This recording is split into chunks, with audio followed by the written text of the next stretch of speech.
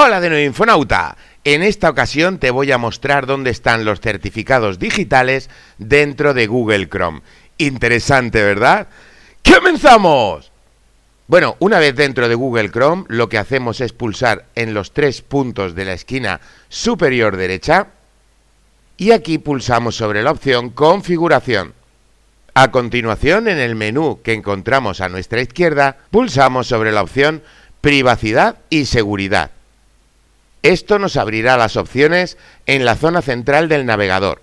Pues bien, una vez aquí, bajamos y seleccionamos la opción de Seguridad.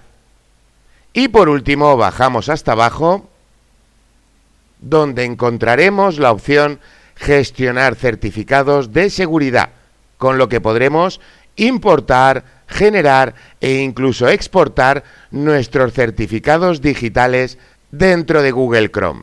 Espero que esta información te sea de ayuda. Si es así, por favor, dale like, compártela y nos vemos en la próxima entrega de tu canal Infoductiva.